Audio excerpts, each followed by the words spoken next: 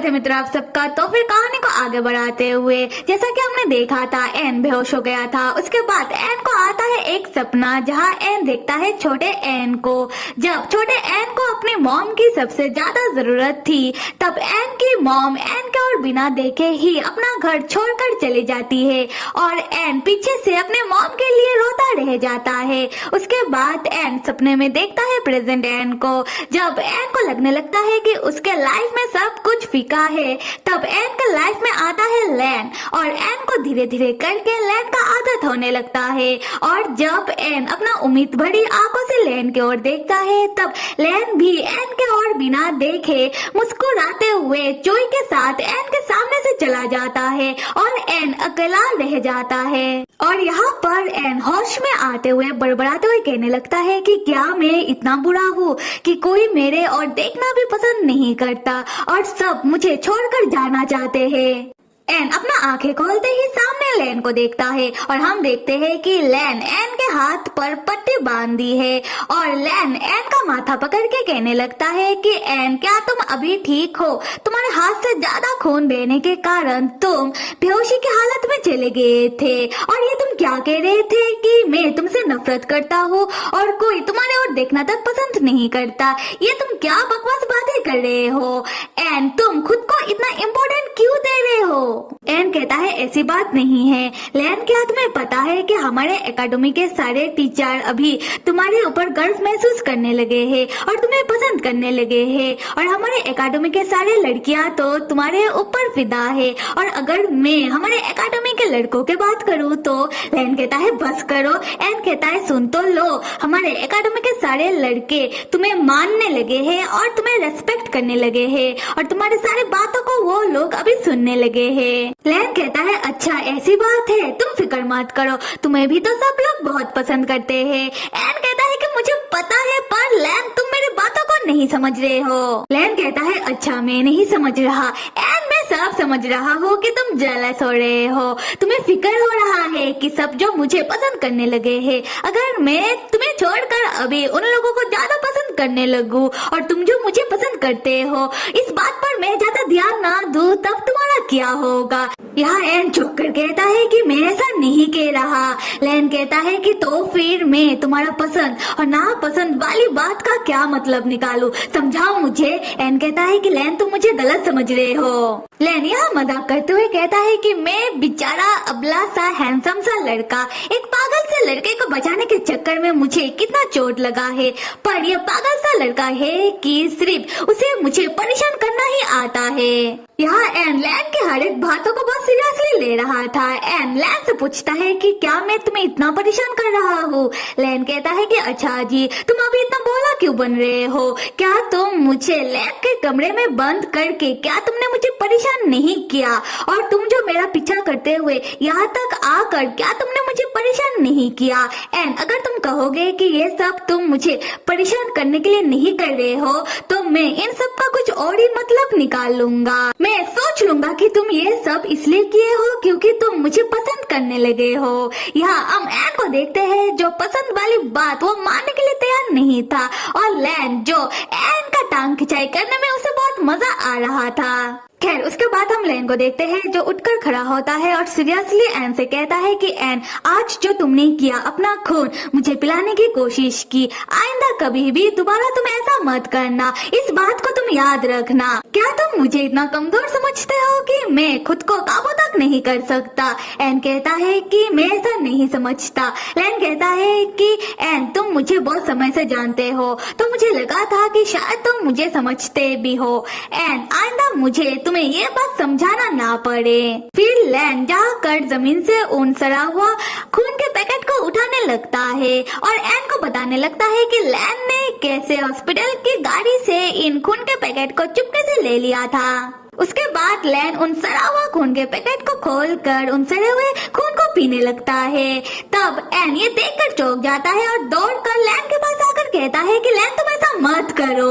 लैन कहता है कि तुम मुझसे दूर रहो और देख लो यही है मेरी सच्चाई। और पता है तुम्हारी सच्चाई क्या है एन? तुम एक निहायत ही स्वार्थी, बोरिंग, बेशरम और जिसके अंदर इंसानियत नाम का चीज ही नहीं है, ऐसे हो तुम। तुम्हें सिर्फ लोगों को इस्तेमाल करना ही आता है। तुम सिर्फ अच्छे इंसान बनने का ढोंग करते रहते हो उन लोगों के सामने जिनको तुम्हारे बारे में कुछ नहीं पता। और साथ में तुम बहुत बड़े कमीने हो जिसने छुपके मेरे घर से मेरे एल्बम में से मेरा फोटो ले लिया है, और जब मैं सोता हूँ तब तुम छुपके मेरा वीडियो लेने लगते हो। एन कहता है कि लैन मैं तो बस। लैन कहता है कि आगे कुछ मत कहो, मुझे पता है कि तुम यही कहोगे कि ये सब तुम एक्सपेरिमेंट के लिए करते हो। देखो एन, मुझे सब पता है कि तुम क्या क्या करते हो, तो मेरे सामने इतना भोला मत बनो।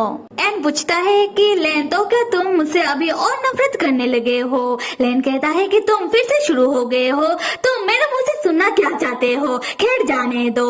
उसके बाद लैन एन के पास से उसका फोन खींचकर ले लेता है। ये देखकर एन चिल्लाने लगता है कि मेरा दूसरा महंगा फोन। लैन कहता है कि थोड़ा चुप रहो एन, मुझे पता है कि तुम यहाँ से वैसे तो जाओगे नहीं, तो मुझे तुम्हें वापस भेजने का दूसरा तो बंदोबस्त करना ही होगा। उसके बाद लैन एन के फोन से एन के डैड को फोन करता है और कहता है कि हेलो अंकल, मैं लैन हूँ। एन के डैड चौंक कर पूछते हैं कि क्या लैन, तो क्या एन ने तुम्हें ढूंढ लिया है? एन कहाँ है? लैन कहता है कि अंकल एन मेरे साथ है। अंकल क्या आप अपने किसी खास को यहाँ भेज सकते हो हमें वापस ले जाने के लिए? मैं आपको हमारा लोकेशन भेज रहा हूँ। फिर लैन फोन रख देता है और एन चौंक पूछने लगता है कि लैन तुमने मेरे डैड को फोन क्यों किया? लैन कहता है कि एन वैसे तो मैं तुम्हारे डैड के हॉस्पिटल के बहुत सारे वर्कर को जानता हूँ, मैं चाहे तो उन्हें भी फोन कर सकता था पर मैंने नहीं किया क्योंकि अभी का जो सिचुएशन है मुझे तुम्हारे डैड सबसे ज्यादा सेफ लगे, तो इसलिए मैं तुम्हारे डैड को फोन किया क्योंकि मैं किसी और के ऊपर विश्वास नहीं कर सकता। और जब हम वापस जाएंगे और तुम्हारे डैड तुम्हें अपने घर बेच देंगे तो चुपचाप तुम अपने घर चले जाना। अगले सीन में हम देखते हैं कि एन के डैड का असिस्टेंट एन और लैन को कार से वापस लैब लेकर आ रहा था। एन कार के अंदर लैन को कोनी मार मार कर परेशान किए जा रहा था। लैन परेशान होकर आखिरकार एन से कहने लगता है कि एन तुम तो चाहते थे कि मैं वापस आऊं, तो अभी तुम्हें परेशानी क्या है? एन कहता है कि लैन मैं चाहता था कि तुम सिर्फ और सिर्फ मेरे साथ वापस आओ, ना कि तुम फोन करके मेरे डैड से मदद मांगो। अब मैं समझ गया कि तुम सच में मुझसे बहुत नफरत करते हो। लैन परेशान होकर कहता है कि एन तुम एक ही बात कब तक मुझसे कहोगे? एन क्या तुम पागल तो नहीं हो गए हो? देखो एन अभी मेरा बिल्कुल मूड नहीं हो रहा कि मैं तुमसे और बातें करूं। एन गुस्सा करते हुए कहता है कि हाँ हाँ तुमसे बात करना भी कौन चाहता है, पता है कि परेशानी क्या है कि तुम मुझे समझ ही नहीं रहे हो। यहाँ से सीन शिफ्ट होकर पुलिस स्टेशन का सीन दिखाया जा रहा है जहाँ हम ऑफिसर माई को देखते हैं और वो उन लोगों के शहर में जो रहस्यमय तरीके से खून हो रहा है, और जैसा कि हमें पता ही है कि ये सब कोई ज़ॉम्बी कर रहा है।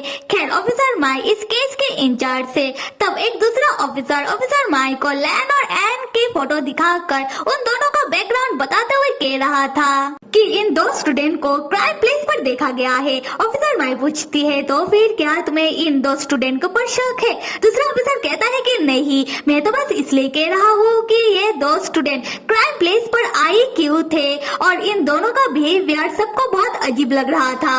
ऑफिसर माई कहती है कि तो फिर हमें इस बारे में छानबीन करना चाहिए। उसी वक्त एक ऑफिसर आकर सबको बताने लगता है कि हमारा टीम अभी ये केस और हैंडल नहीं करेगा क्योंकि ऊपर से ऑर्डर आया है कि ये केस अभी किसी दूसरे के पास चला गया है और कोई दूसरा इस केस को हैंडल कर रहा है।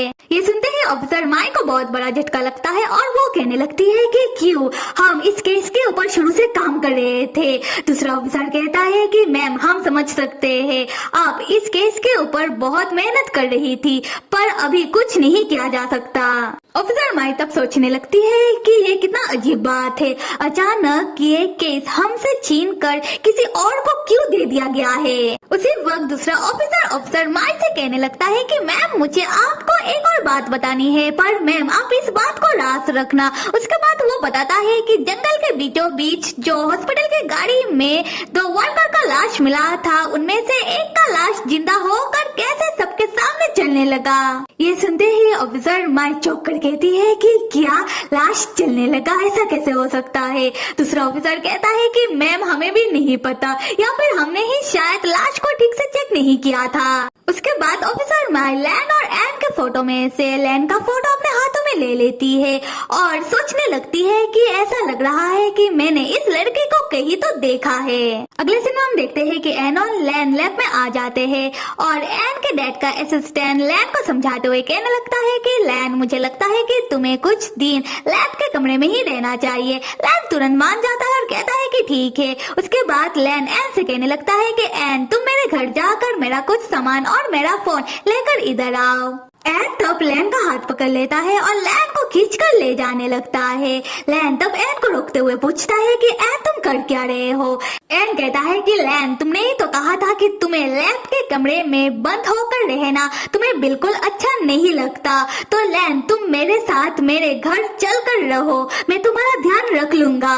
लैन एक झटके में एन के हाथ से अपना हाथ हटाते हुए कहता है कि मैं यहाँ रहने के बदले क्यों तुम्हारे घर जाकर रहूं? एन, अगर गलती से मैंने तुम्हारे ऊपर हमला करके तुम्हें कुछ कर दिया तब क्या होगा? मेरे लिए यही अच्छा रहेगा कि मैं यहाँ रहूं। उसके बाद लैन लैब के कमरे के अंदर चला जाता है और एन से कहने लगता है कि एन, तुम कमरे को बाहर से बंद कर दो। यहाँ हम एन को देखते हैं जिसे ना चाहते हुए भी लैन का बात मानना पड़ता है और एन लैन को घूरने लगता है। लैन कमरे के अंदर बैठकर एन को देखते हुए कहता है कि एन, तुम मुझे ऐसे क्यों घूर रहे हो? अभी तुम यहाँ से जाओ और मेरा सामान लेकर आना। उसके बाद हम देखते हैं कि रात हो चुका है और लैन लैब के कमरे में सो रहा है और एन के डैड ने एन को अपने घर बेच दिया है और एन अपने घर सोने की कोशिश कर रहा है पर उसे नींद नहीं आ रहा। फिर हम एन को देखते हैं जिससे और रहा नहीं जाता और वो लैब आ जाता है और लैन के कमरे के बाहर खड़े होकर कुछ देर लैन को देखने के बाद वो अपने डैड के ऑफिस में आ जाता है जहाँ एन के डैड अपना काम कर रहे थे। एन के डैड एन को देखते ही कहते हैं कि एन, तुम इस वक्त यहाँ क्या कर रहे हो? एन कहता है कि डैड, मुझे नींद नहीं आ रहा। एन के डैड कहते हैं कि अभी तो लैन भी वापस आ गया है तो तुम्हें नींद क्यों नहीं आ रहा? खैर जाने दो। एन, तुमने बहुत गलतियाँ किया है तो अभी तुम अपना गलतियों को सुधार लो। हम एन को देखते हैं जो थोड़ा उदास होकर कहता है कि हाँ, आइंदा से एन इस बात को ध्यान रखेगा।